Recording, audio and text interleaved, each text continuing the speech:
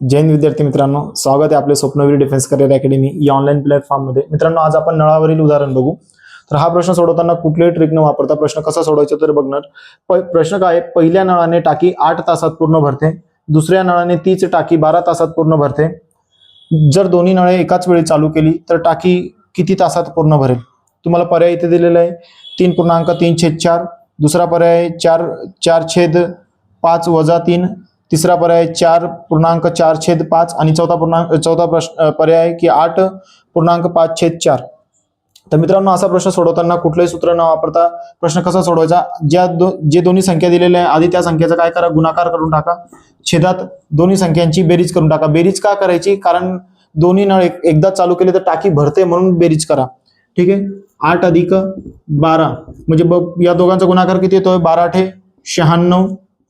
छेदात 8 + 12 किती होणार? 20. आता अशी कोणती संख्या आहे की ज्या संख्येने या दोघं संख्यांना भाग जातोय? कारण उत्तर आपल्याला पूर्णांक युक्त अपूर्णांकात दिलेलं आहे, बरोबर आहे. मग 4 ही संख्या आहे की ज्याच्याने दोन्ही संख्यांना भाग जाणार आहे. मग 4 × 2 = 8, उरला 1 इथे देऊन द्या. 4 × 4 = 16, छेदात 4×5 = 20. आता पुन्हा या संख्येला आपल्याला ही अपूर्णांक आलेली, या अपूर्णांकाला आपल्याला पूर्णांकयुक्त अपूर्णांकात बदलावं लागणार आहे. मग काय करा? 5 × 1 = 5, 5 × 4 = 5, 5 × 4 = 20, उरले किती? 4.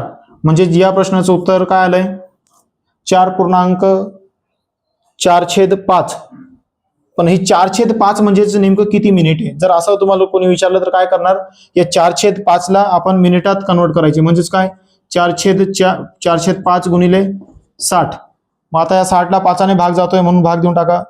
12×5 = 60, 12 × 4 = 48. म्हणजे किती झाले? 48 मिनिटे झाले, बरोबर आहे. 48 मिनिटे म्हणजेच किती? 4 तास 48 मिनिटे.